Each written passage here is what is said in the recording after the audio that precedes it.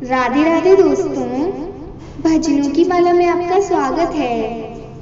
देश, काल, पात्र और दान आदि का विचार। ऋषियों ने कहा, समस्त पदार्थों की ज्ञाताओं में श्रेष्ठ सूत जी, आप क्रमश देश, काल आदि का वर्णन करें। सूत जी बोले, महर्षियों, देवज्ञ आदि कर्मों में अपना शुद्ध ग्रह समान फल देने वाला होता है, अर्थात अपने घर में किए हुए देव यज्ञ आदि शास्त्रोक्त फल को सम मात्रा में देने वाले होते हैं। गौशाला का स्थान घर की अपेक्षा 10 गुना फल देता है। जलाशय का तट उससे भी 10 गुना महत्व रखता है, तथा जहाँ बेल, तुलसी एवं पीपल वृक्ष का मूल निकट हो, वह स्थान जलाशय के तट से भी 10 गुना फल देने वाला होता है। देवालय को उससे भी 10 गुने महत्व का स्थान जानना चाहिए। देवालय से भी 10 गुना महत्व रखता है तीर्थ भूमि का तट। उससे 10 गुना श्रेष्ठ है नदी का किनारा।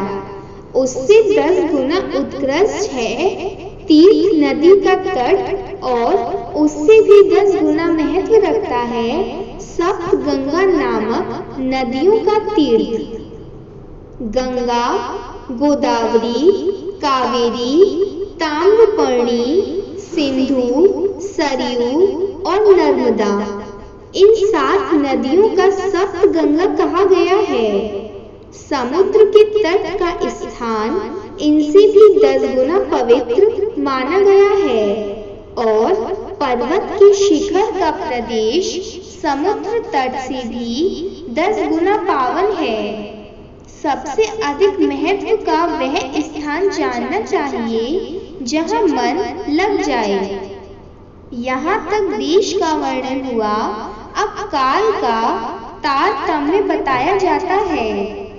सतयुग में यज्ञ, दान आदि कर्म पूर्ण फल देने वाले होते हैं, ऐसा जानना चाहिए। त्रेता युग में उनका 3/4 फल मिलता है। द्वापर में सदा आधे ही फल की प्राप्ति कही गई है। कलयुग में 1/4 ही फल की प्राप्ति समझनी चाहिए, और आधा कलयुग बीतने पर उस 1/4 फल में से भी 1/4 कर्म हो जाता है।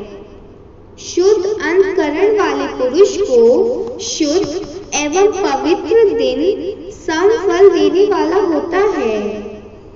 विद्वान ब्राह्मणों, सूर्य संक्रांति के दिन किया हुआ सत्कर्म पूर्वोक्त शुद्ध दिन की अपेक्षा 10 गुना फल देने वाला होता है, यह जानना चाहिए। उससे भी 10 गुना महत्व उस कर्म का है जो विशुद्ध नामक योग में किया जाता है। दक्षिणायन आरंभ होने के दिन, अर्थात कर्क की संक्रांति में किए हुए पुण्य कर्म का महत्व विशुद्ध से भी 10 गुना माना गया है। उससे भी 10 गुना मकर संक्रांति में, और उससे भी 10 गुना चंद्र ग्रहण में किए हुए पुण्य का महत्व है। सूर्य ग्रहण का समय सबसे उत्तम है। उसमें किए गए पुण्य कर्म का फल चंद्र ग्रहण से भी अधिक और पूर्ण मात्रा में होता है। इस बात को विज्ञ पुरुष जानते हैं। जगत रूपी सूर्य का राहु रूपी विशेष संयोग होता है, इसलिए सूर्य ग्रहण का समय रोग प्रदान करने वाला होता है। अतः उस विष की शांति के लिए उस समय स्नान, दान और जप करें। वह काल विष की शांति के लिए उपयोगी होने के कारण पुण्यप्रद माना गया है। जन्म नक्षत्र के दिन तथा व्रत की पूर्ति के दिन का समय सूर्य ग्रहण के समान ही समझा जाता है, परंतु महापुरुषों के संगम का काल करोड़ों सूर्य ग्रहण के समान पावन है, ऐसा ज्ञानी पुरुष जानते मानते हैं।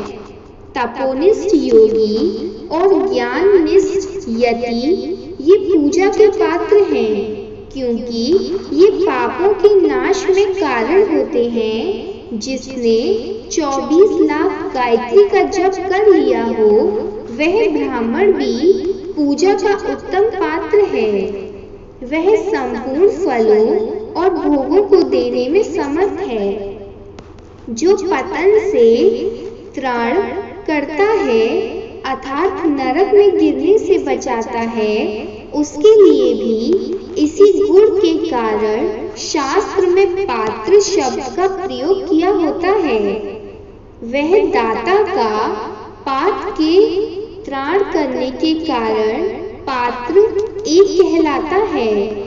गायत्री अपने गायक का पतन से त्राण करती है, इसलिए वह गायत्री कहलाती है। जैसे इस लोक में जो धनहीन है वह दूसरे को धन नहीं देता, जो यह धनवान है वही दूसरे को धन दे सकता है।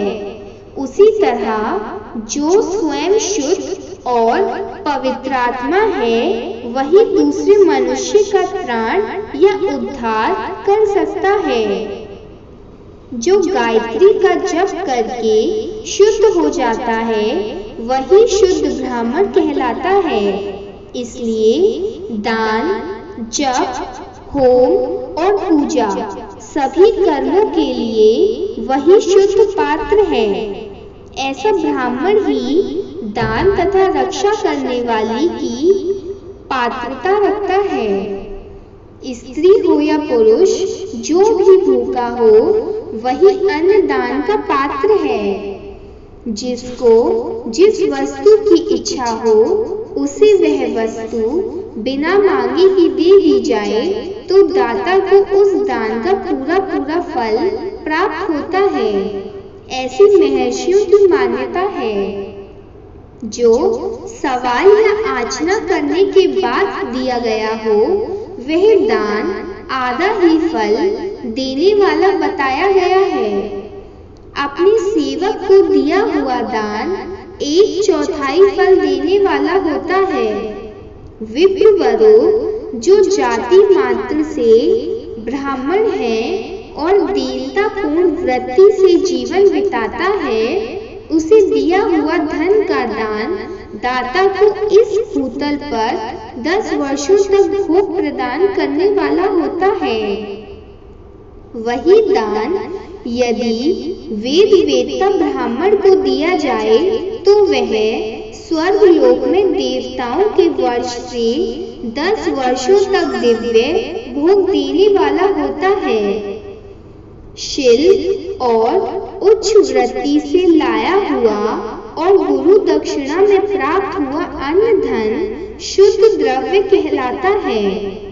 उसका दान दाताओं को पूर्ण फल देने वाला बताया गया है। क्षत्रियों का शौर्य से कमाया हुआ, वैश्यों का व्यापार से आया हुआ और शूद्रों का सेवा वृत्ति से प्राप्त किया हुआ धन भी उत्तम द्रव्य कहलाता है।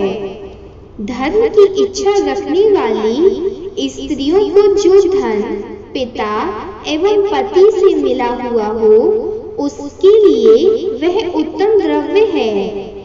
गौ आदि 12 वस्तुओं का चैत्र आदि 12 महीनों में क्रमश दान करना चाहिए। गौ, भूमि, तिल, स्वर्ण, घी, वस्त्र, धान्य, गुड़, चांदी, नमक, कोहड़ा और कन्या, ये ही वह 12 वस्तुएं हैं। इनमें गौदान से कायिक, वाचिक और मानसिक पापों का निवारण तथा कायिक आदि पुण्य कर्मों की पुष्टि होती है। ब्राह्मणों भूमि का दान इहलोक और परलोक में प्रतिष्ठा, आश्रय की प्राप्ति कराने वाला है। तिल का दान बलवर्धक एवं मृत्यु का निवारक होता है। स्वर्ण का दान जठराग्नि को बढ़ाने वाला तथा वीर्यदायक है।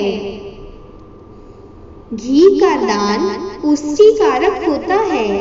वस्त्र का दान आयु की वृद्धि कराने वाला है, ऐसा जानना चाहिए।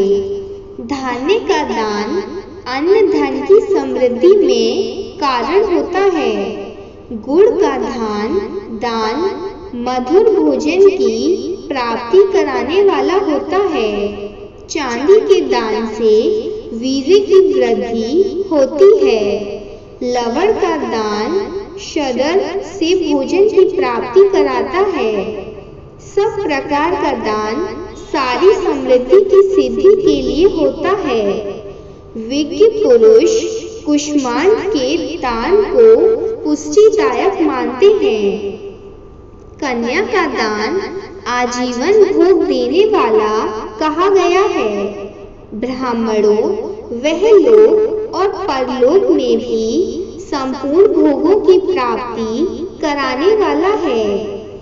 विद्वान पुरुष को चाहिए कि जिन वस्तुओं से श्रवण आदि इंद्रियों की तृप्ति होती है उनका सदा दान करे। श्रोत्र आदि 10 इंद्रियों के जो शब्द आदि 10 विषय हैं उनका दान किया जाए तो वे भोगों की प्राप्ति कराते हैं तथा दिशा आदि इंद्रिय देवताओं को संतुष्ट करते हैं। वेद और शास्त्र को गुरु मुख से ग्रहण करके गुरु के उपदेश से अथवा स्वयं ही बोध प्राप्त करने के पश्चात जो बुद्धि का यह निश्चय होता है कि कर्मों का फल अवश्य मिलता है, इसी को उच्च कोटि की आस्तिकता कहते हैं। भाई बंधु अथवा राजा के भय से जो आस्तिकता बुद्धि या श्रद्धा होती है वह कनिष्ठ श्रेणी की आस्तिकता है जो सर्वथा दरिद्र है। इसलिए जिसके पास सभी वस्तुओं का अभाव है वह वाणी अथवा कर्म शरीर द्वारा यजन करे। मंत्र स्तोत्र और जप आदि को वाणी द्वारा किया गया यजन समझना चाहिए तथा तीर्थ यात्रा और व्रत आदि को विद्वान पुरुष शारीरिक यजन मानते हैं। जिस किसी भी उपाय से थोड़ा हो या बहुत देव देवतार्पण बुद्धि से जो कुछ भी दिया अथवा किया जाए वह दान या सत्कर्म भोगों की प्राप्ति कराने में समर्थ होता है। तपस्या और दान ये 2 कर्म मनुष्य को सदा करने चाहिए तथा ऐसे ग्रह का दान करना चाहिए जो अपने वर्ण चमक दमक या सफाई और गुण सुख सुविधा से सुशोभित हो। बुद्धिमान पुरुष देवताओं की तृप्ति के लिए जो कुछ देते हैं वह अतिशय मात्रा में और सब प्रकार के भोग प्रदान करने वाला होता है। उस दान से विद्वान पुरुष इहलोक और परलोक में उत्तम जन्म तथा सदा सुलभ यज्ञ दान आदि कर्म करके मनुष्य मोक्ष होने वाला भोग पाता है। ईश्वरार्पण बुद्धि से यज्ञ दान आदि कर्म करके मनुष्य मोक्ष फल का भागी होता है।